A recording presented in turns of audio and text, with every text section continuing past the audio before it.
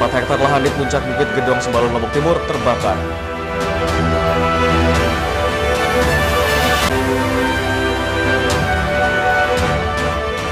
Warga desa Persiapan Longseran, Lombok Barat berebut air bersih.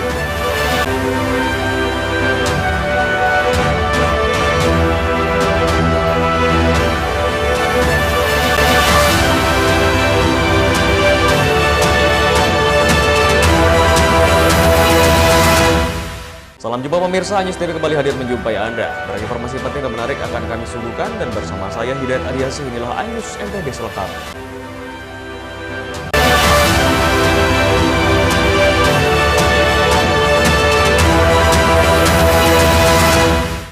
Informasi pertama kami pemirsa, 4 hektar lahan di puncak Bukit Gedong, Sembalun, Lombok Timur terbakar. Api baru bisa dipadamkan setelah tim Karhutla berjibaku memadamkan kobaran api. Asap mengepul di puncak Bukit Gedong, Desa Sembalun Bumbung, Kecamatan Sembalun, Lombok Timur, Minggu siang. Api dengan cepat merambat membakar rumput ilalang di puncak bukit ini. Api baru bisa dipadamkan setelah tim Karhutla yang terdiri dari TNI Polri, petugas Taman Nasional Gunung Rinjani, dan pengelola Bukit Gedong dikerahkan berjibaku memadamkan api. Informasi dari Kasih Humas Polres Lombok Timur, Ibtu Nikolas Osman menyebut penyebab kebakaran diduga berasal dari ledakan kompor pengunjung hingga mengakibatkan 4 hektar lahan di puncak Bukit Gedong terbakar. Hingga Minggu malam, TNI Polri masih bersiaga di pintu masuk Bukit Gedong untuk mengantisipasi hal-hal yang tidak diinginkan pasca kebakaran. Petugas akan kembali ke puncak bukit pada Senin pagi menyasar areal terjadinya kebakaran untuk memastikan api sudah padam. Dari Lombok Timur, Ramli Nurawang, iNews melaporkan. Kita beralih ke Lombok Barat pemirsa, warga desa Persiapan Longseran, Lombok Barat berebut air bersih saat penyaluran air bersih dari jajaran Polres Mataram. Kekeringan di Lombok Barat meluas. Warga di desa Persiapan Longseran Lingsar, Lombok Barat berebut air yang disalurkan BPBD dan Dinas PUPR setempat. Warga setempat menunggu lama di pinggir jalan hanya untuk mendapatkan jatah 1 ember air untuk keperluan sehari-hari dan 1 galon untuk air minum. Dropping air dilakukan jajaran Polresta Mataram untuk mengatasi kekeringan yang terus meluas hingga ke sebagian besar wilayah terdampak kekeringan. Semua pihak sangat menyambut langkah dari Polres yang telah memberikan warga air karena kesulitan yang telah lama mereka alami. Kendati wilayah Lingsar merupakan sumber mata air, namun daerah ini dilanda kekeringan. Mitigasi bencana kekeringan pun telah digencarkan oleh BPBD Lombok Barat dari mengumpulkan desa terdampak hingga menyiapkan titik-titik sumur bor bagi warga, membuat penampungan air dan menggalakkan reboisasi. Mitigasi bencana sudah dilakukan. Kemudian sosialisasi ke SMK, ke SMA itu dilakukan. Begitu juga sudah memanggil desa-desa terdampak dalam rangka memberikan himbauan, sosialisasi kepada masyarakat. Dari data yang dihimpun, Pemda Lombok Barat tercatat 16 desa, 5 kecamatan dengan 17.000 kepala keluarga masuk kekeringan ekstrim yang sudah tidak lagi memiliki pasokan air untuk konsumsi sehingga harus di-dropping setiap harinya. Dari Lombok Barat, Muzakir, iNews melaporkan. Ya pemirsa, sejumlah rider cilik dari berbagai daerah di Indonesia menjajal sirkuit Mandalika untuk ikut balapan di event Mandalika Racing Series. Para rider cilik ini berasal dari Jakarta, Bali, dan kota kabupaten lain di Indonesia. Para rider cilik ini mengaku balapan di sirkuit Mandalika ini merupakan hal yang seru untuk mengisi liburan sekolah. Bahkan mereka menganggap balapan adalah bentuk wisata yang menyenangkan sebelum mereka kembali belajar di sekolah. Junior Sport 150. Oke, sudah lama persiapannya untuk ikut ini? Ya, dari 2 hari. Mulai ikut balapan. Dari kelas 1 SD. 1 SD. Itu langsung balapan yang begini atau motocross misalnya, mulai dari motocross? Ikut balapan mini GP. Sementara itu, Ikatan Motor Indonesia menjelaskan ajang balapan Mandalika Racing Series khususnya untuk para rider cilik bertujuan untuk mencari bibit baru yang berbakat pada ajang balapan motor. Terlebih dengan adanya sirkuit internasional di Indonesia, diharapkan rider dari Indonesia dapat ikut kejuaraan balapan internasional nantinya. Tahun ini adalah kelas junior 150, di mana itulah sumber atau bibit-bibit pembalap kita yang bisa berpotensi untuk melanjutkan prestasinya ke jenjang yang lebih tinggi. Dari Lombok Tengah, Emma Widiawati, iNews melaporkan. Kami akan segera kembali, tetaplah bersama iNews NTB.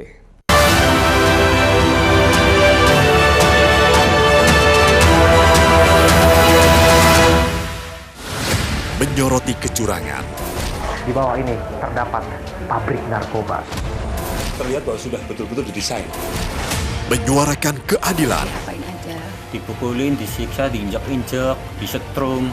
Laporan mendalam dan eksklusif. Akan menghembuskan napas terakhirnya di sini. Cuma abah pasrah aja. AB Plus setiap Senin pukul 8 malam di iNews. Today's officials are from Germany, led by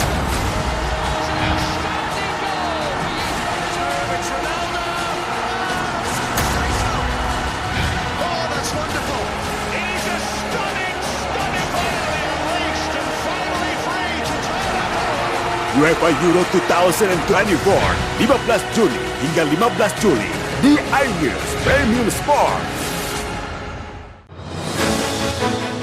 Update informasi terlengkap menuju prime time berkualitas bersama iNews. Selamat sore pemirsa. Ditindas oleh mobil tersangka, memanggil mentan untuk dimintai coba memadamkan api. iNews sore setiap hari. Sore pemirsa, kita berjumpa di iNewsroom. Warga panas curhat. Jadikan panggung orasi. Umur capres dan cawapres. Yang paling jangkau dan sangat. iNewsroom setiap hari. Kita di iNews Prime. Masa dari komunitas menjaga Dikiang. Kan bahwa secara normal penduduk berada di atas di Jawa Barat. Memiliki komunitas. Kepanjangan. iNews Prime setiap Senin sampai Jumat. Inilah iNews Malam. Mengevakuasi korban mas yang salah sasaran. disertai asap hitam. Bicara pada menit ke-6 di Riau berjalan aman. CIC memberikan tarif promo. iNews Malam setiap hari. Hanya di iNews. Selamat datang di iNews Today. Lengkapi pagi Anda dengan update informasi terkini. Apa penyebabnya? Apakah karena aspalnya? Ruas jalan ini amblas membentuk lubang. Boleh nggak sih dikasih senjata? Nggak boleh. Saya punya Di bawah supervisor. Kita akan langsung bergabung bersama Giselia Nurahmat. Sejumlah bahan pokok mulai mengalami kenaikan. iNews Today setiap Senin sampai Jumat pukul 10 pagi di iNews. Today's officials are from Germany, led by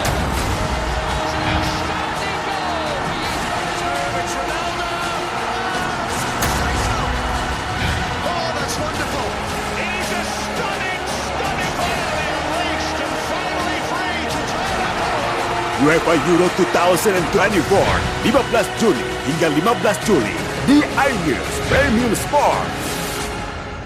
Money Weekendmu bersama program kuliner spesial.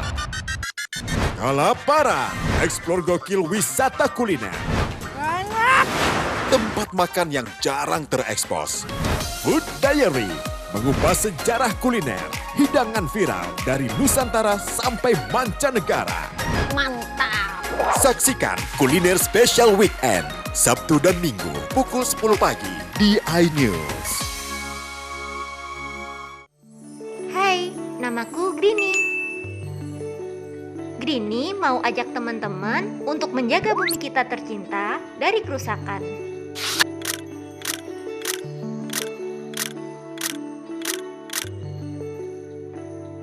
Mau tahu gimana caranya?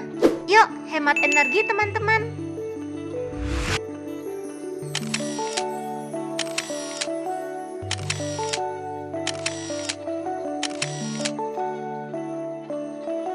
Kurangi penggunaan plastik sekali pakai. Terus Terus mainan kita kalau udah nggak dipakai, sumbang ke teman lain yang membutuhkan. Bisa kan teman-teman? Yuk kita selamatkan bumi dari kerusakan untuk masa depan kita teman-teman.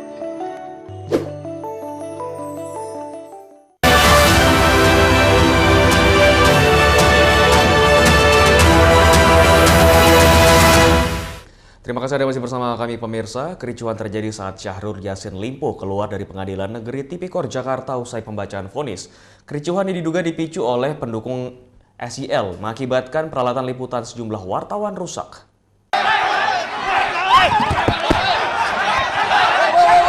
Kericuhan terjadi saat Syahrul Yassin Limpo hendak keluar dari ruang sidang PN Tipikor Jakarta. Media yang menunggu SYL untuk meminta tanggapan terjatuh diduga karena didorong oleh massa pendukung SYL.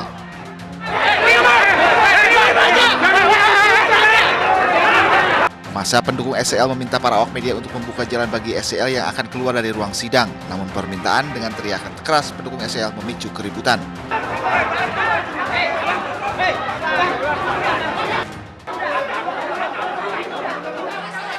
Situasi semakin memanas membuat Syahrul Yassin Limpo tak bisa keluar hingga akhirnya SYL kembali lagi ke dalam ruang sidang. Tak hanya itu, seorang wartawan yang tengah meliput persidangan mendapat kekerasan diduga dari ormas pendukung Syahrul Yassin Limpo. Dari video yang beredar, 3 orang mengejar dan menendang wartawan bernama Bodia Vimala. Tak terima dengan kekerasan tersebut, korban melaporkan ke Polda Metro Jaya. Korban didampingi rekannya dan membawa sejumlah barang bukti, di antaranya video amatir dan kamera miliknya yang rusak. Tadi tindakan yang gak enak itu? Iya, ada pemukulan sama penendangan dari massa dari SYL itu. Maksudnya ormas pendukung. Tiba-tiba mukul atau gimana tuh? Iya, jadi awalnya kan memang ormas itu udah datang dari pagi dan ya kayak biasa lah, maksudnya selesai sidang kita anak-anak TV untuk blocking buat ngambil doorstop akhir di persidangan. Ormas itu masuk nutupin pintu, emang ruang sidang emang penuh. Mereka masuk nutupin pintu keluar itu jejer. Kita udah sepakat sama ormas itu bakal, karena anak-anak TV yang lainnya juga minta ngebuka jalan lah nanti kalau misalnya SYL keluar biar kita sama-sama dapat gambarnya gitu kan. Tapi pas SYL keluar itu mereka itu langsung desak-desakan keluar, dorong, ya bikin chaos lah, bikin rusuh suasana lah. Akibat kericuhan yang terjadi, peralatan kamera milik sejumlah jurnalis mengalami kerusakan. Para korban berharap agar terduga pelaku secepatnya diproses hukum agar kebebasan pers atau wartawan dapat diwujudkan.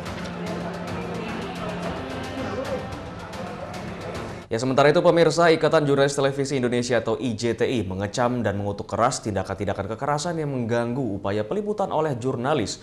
Pelaku aksi kekerasan terhadap jurnalis usai sidang vonis SYL tersebut harus segera ditangkap karena mengancam kemerdekaan pers. Kami mengecam, kami mengutuk tindakan-tindakan kekerasan yang dilakukan terhadap para jurnalis saat meliput sidang SYL hari ini. Aksi tersebut merupakan bagian dari ancaman kepada jurnalis, bukan hanya dalam untuk mendapatkan informasi yang baik kepada publik, tapi juga merupakan ancaman terhadap kemerdekaan pers. Untuk itu, IJTI mendesak aparat untuk mengusut sampai tuntas siapa pelaku-pelaku yang terlibat dalam aksi kekerasan tersebut. Aksi-aksi ini sangat tidak bertanggung jawab dan harus dihentikan. Tidak boleh di masa-masa mendatang kejadian lagi. Untuk itu, IJTI akan mengawal sampai tuntas, sampai pelaku-pelaku tersebut diseret dan diambil tindakan secara hukum. Karena hal ini sangat penting supaya apa? Supaya hal yang sama tidak terulang kembali dan tentu pers bisa bekerja dengan baik sehingga mampu menyampaikan, memberikan informasi yang baik kepada publik juga. Sekali lagi, IJTI mengecam tindakan-tindakan tersebut dan kami mengutuk aksi-aksi yang kekerasan terhadap para jurnalis dan kita mendesak aparat untuk kemudian mengambil tindakan yang tegas terhadap para pelaku tersebut. Ya pemirsa, peninjauan setempat Pengadilan Negeri Sumbawa di lokasi tanah sengketa seluas 10 hektar yang disengketakan antara mantan Bupati Lotim Ali Bede dengan Sri Marjuni Gaeta di Desa Brangbiji Sumbawa Besar sempat diwarnai adu mulut antara kuasa penggugat dengan kuasa tergugat terkait batas tanah. Diketuai Majelis Hakim Pengadilan Negeri Sumbawa, John Michael Lewol, melakukan peninjauan setempat lokasi tanah yang disengketakan antara mantan Bupati Lombok Timur Ali Bede dengan Sri Marjuni Gaeta Jumat 12 Juli 2024. Peninjauan setempat dihadiri tim kuasa penggugat dengan tim kuasa tergugat. Kuasa penggugat dengan kuasa tergugat nyaris ricuh karena terlibat adu mulut terkait koordinat atau batas-batas tanah yang tidak sinkron. Kuasa penggugat berdalih sertifikat hak milik atau SHM 507 dengan luas 10 hektar merupakan milik kliennya berada di lokasi tanah yang dikuasai tergugat. Namun keterangan tersebut dibantah keras kuasa tergugat karena titik koordinat atau batas tanah yang ditunjuk tidak sesuai dengan luas objek tanah yang mencapai 13 hektar dengan sertifikat atas nama Sri Marjuni Gaeta. Tergugat sendiri menegaskan memiliki lahan seluas 18 hektar dengan bukti kepemilikan 8 buah sertifikat. Mana yang lebih dulu sertifikatnya? Itu nanti kita lihat di pembuktian. Sidangnya akan digelar kapan? Hari Selasa tanggal 23 nanti ya. Nanti kan tinggal di pembuktiannya aja, kita cuma buktikan. Mana tadi tembok yang diklaim dibangun tuh, Pak? Ini lihat para tergugat ya, mungkin tergugat satu dan kuasa hukum mengatakan bahwa ini objek perkara yang sekarang yang ditunjuk ini bukan objeknya 507. Agenda peninjauan setempat untuk mengecek objek tanah yang disengketakan sebelum disidangkan di Pengadilan Negeri Sumbawa yang dijadwalkan akan digelar pada Rabu 23 Juli 2024. Dari Sumbawa, Hari Kasidi, iNews melaporkan. Kami akan segera kembali, tetaplah bersama iNews NTB.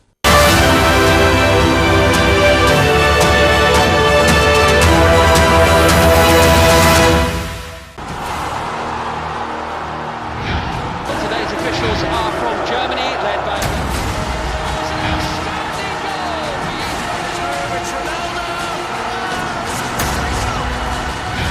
That's wonderful. He's a stunning goal. Reached and finally free to turn. UEFA Euro 2024, 15 Juni hingga 15 Juli di iNews Premium Sport. Update informasi terlengkap menuju prime time berkualitas bersama iNews. Selamat sore pemirsa. Ditindas oleh mobil tersangka memanggil mentan untuk dimintai coba memadamkan api. iNews sore setiap hari. Sore pemirsa, kita berjumpa di iNewsroom. Warga panas berat. Jadikan panggung orasi. Umur capres dan cawapres. Yang paling jangkau dan sangat. iNewsroom setiap hari. Kita di iNews Prime. Masa dari komunitas menjaga Dikyang. Kan bahwa secara normal penduduk berada di atas di Jawa Barat. Memiliki komunitas. Kepanjangan. iNews Prime setiap Senin sampai Jumat. Inilah iNews Malam mengevakuasi korban mas yang salah sasaran. disertai asap hitam. Bicarakan pada menit ke-6 di Riau berjalan aman. CIC memberikan tarif promo. iNews Malam setiap hari. Hanya di iNews.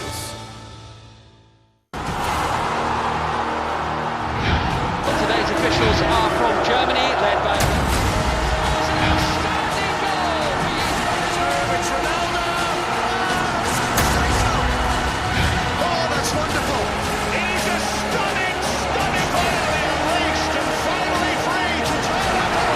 UEFA Euro 2024, 15 Juni hingga 15 Juli di iNews Premium Sport. Menyoroti kecurangan. Di bawah ini terdapat pabrik narkoba. Terlihat bahwa sudah betul-betul didesain. Menyuarakan keadilan. Dipukulin, disiksa, diinjak-injak, disetrum. Laporan mendalam dan eksklusif. Dan menghembuskan napas terakhirnya di sini. Cuma Abah sih pasrah aja. AB Plus setiap Senin pukul 8 malam di iNews. Today's officials are from Germany, led by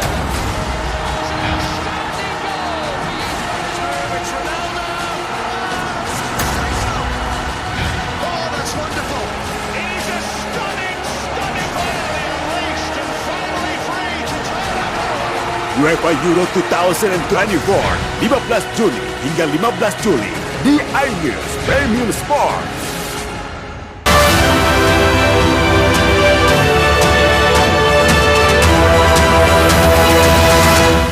Terima kasih Anda masih bersama kami pemirsa. PT Amanah NTB Global, perusahaan yang bergerak di bidang tour and travel, gelar seminar dan manasik bertajuk Langkah Mudah Menuju Mekah. Kegiatan ini untuk mengedukasi masyarakat, khususnya calon jemaah haji dan umroh agar terhindar dari penipuan oknum travel bodong. Edukasi masyarakat agar terhindar dari penipuan oknum travel bodong, PT Amanah NTB Global Cabang NTB gelar seminar dan manasik haji. Direktur PT Amanah NTB Global Cabang NTB Nirwana Ryan Utama menjelaskan kegiatan ini bertujuan agar calon jamaah dapat mengidentifikasi serta terhindar dari jasa travel bodong yang marak beredar di sosial media. Menurut Nirwana, setelah mengikuti seminar dan manasik diharapkan para jamaah akan termotivasi melakukan haji dan umroh. Seminar yang digelar PT Amanah NTB Global ini turut menghadirkan Ustadz Sandi Abinaya sebagai pemateri yang memberikan siraman rohani untuk jamaah. Adapun yang kita launching hari ini, Amanah NTB Global ini adalah perusahaan baru yang sudah kita buat, dan insya Allah tahun depan kita PPIU, dan itu alamatnya langsung dari Lombok. Alamatnya Lombok supaya bisa terkonsentrasi untuk memenuhi kebutuhan khusus masyarakat NTB. Pada penghujung acara, PT Amanah NTB Global melakukan pengundian 1 buah voucher haji dan umroh gratis, voucher belanja dan voucher kuota seluler yang diperuntukkan bagi para jamaah yang mengikuti kegiatan seminar dan manasik. Dari Mataram, Hari Kasidi, iNews melaporkan. Keberadaan sirkuit Mandalika nyatanya tidak hanya digunakan untuk balapan, namun juga dijadikan sebagai destinasi wisata. Objek wisata ini, para pengunjung dapat menikmati senja yang begitu indah di tikungan tercantik sirkuit Mandalika. Banyaknya objek wisata di Lombok memberikan banyak pilihan wisata untuk dikunjungi oleh para wisatawan. Siapa sangka sirkuit yang biasa dijadikan sebagai lokasi balapan ini kini dapat dikunjungi dengan bebas oleh publik dan dapat menikmati keindahan sirkuit cantik ini mulai dari orang dewasa hingga anak-anak.